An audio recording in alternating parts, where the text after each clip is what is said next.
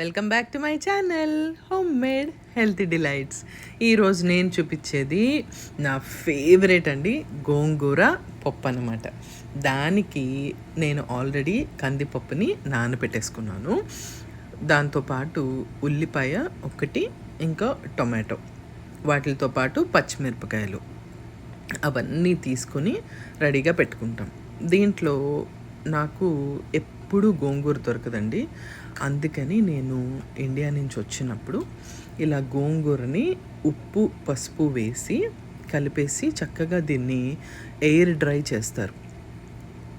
చేసేస్తే ఇవి బాగా పొడి పొడిలాడిపోతాయి అన్నమాట. ఇవి జిప్లాక్లో వేసుకుని మేము ఇక్కడికి తెచ్చుకుంటాము. అది ఫ్రీజర్లో పెట్టేసుకుంటే ఎన్నాళ్ళైనా పాడవదు.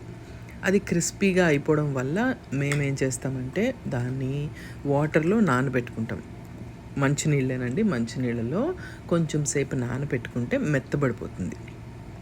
ఇవి నేను కొంచెము మరి పిల్లలైతే వీటిని ఆకులుగా ఉన్నాయి మేము తినము అని అంటారని ఒక్కసారి నేను మిక్సీలో ఒక 1 or 2 times పల్స్ మోడ్లో దాన్ని నేను బ్లెండ్ చేస్తానండి. బ్లెండ్ చేసిన తర్వాత దాన్ని పక్కన పెట్టుకుని ఉల్లిపాయ టొమాటో నేను చూపించినవన్నీ రఫ్గానేనండి, చిన్నగా చాప్ చేసుకోవాల్సిన అవసరం లేదు.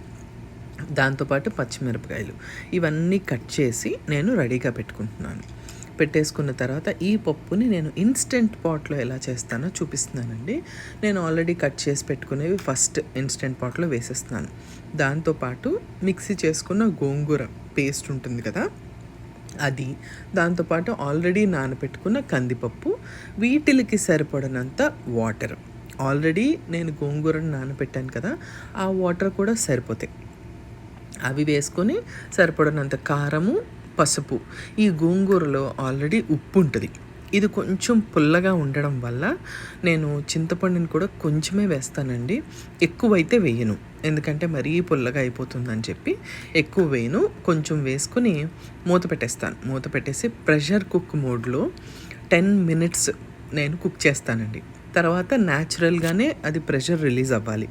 ఎందుకు అంటే గోంగూర పులుపు ఉంటుంది, కందిపప్పు తొందరగా ఉడకదు.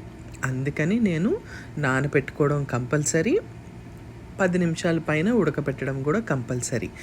ఎవరైతే స్టవ్ మీద పెట్టుకోవాలనుకుంటున్నారో వాళ్ళు 3-4 విజిల్స్ అయినా రానివ్వండి, అప్పుడే మెత్తగా అవుతుంది. ఆ తర్వాత తీసుకుని చక్కగా మ్యాషర్ తీసుకుని దాంతోపాటు నొక్కేసుకుంటే మంచిగా మెదిగిపోతుంది. ఇప్పుడు నేను చూపించేవి ఏంటంటే మజ్జిగలో మిరపకాయలు. చాలామందికి తెలిసే ఉంటుంది, చల్ల మిరపకాయలు అని కూడా అంటారు అనుకుంటా. అవి నేను ముందు తాలింపు వేసుకోవడానికి నూనె పెట్టుకున్నప్పుడు ఈ మిరపకాయలు ఈ గోంగూర పప్పుకి కాంబినేషన్ చాలా బాగుంటుంది. అందుకని నేను ముందు నూనెలో ఇవి ఫ్రై చేసేసుకుని తీసి పక్కన పెట్టేసుకుంటున్నాను. దీంట్లోనే తాలింపు వేసేసుకోవచ్చు, కానీ మాడిపోతాయేమోనని చెప్పి పక్కన పెట్టుకుంటున్నాను. ఆల్రెడీ నూనె వేడిగానే ఉంటుంది కాబట్టి 1 లేదా 2 ఎండుమిరపకాయలు, జీలకర్ర, ఆవాలు, నేను కంపల్సరీగా మెంతి గింజలు వేస్తాను. దాంతోపాటు ఎక్కువ వెల్లుల్లిపాయలు, కరివేపాకు. అదే మంచి టేస్ట్. గోంగూరకి ఎప్పుడైనా గోంగూర కూర అయినా పప్పు అయినా ఎక్కువ వెల్లుల్లిపాయలు దంచేసి వేసుకోండి. అవి లైట్ బ్రౌన్ కలర్ వచ్చేంత వరకు ఫ్రై చేయండి, అప్పుడు చాలా బాగుంటుంది.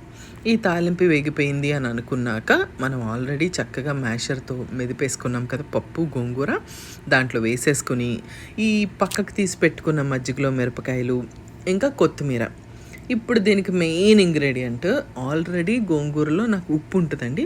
లేని వాళ్ళు నాకు కొంచెం సరిపోకపోతే నేను కూడా వేసుకున్నాను, ఎందుకంటే దీంట్లో కందిపప్పు కూడా పడుతుంది కాబట్టి ఉప్పు గ్యారంటీగా పడుతుంది. సో ఉప్పు వేసుకుని చక్కగా దీన్ని కలిపేసుకొని సర్వింగ్ బౌల్లోకి తీసేసుకుంటాను.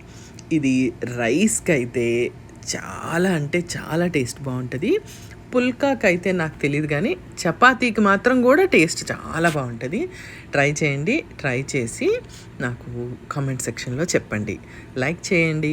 Thank you so much for watching. Bye.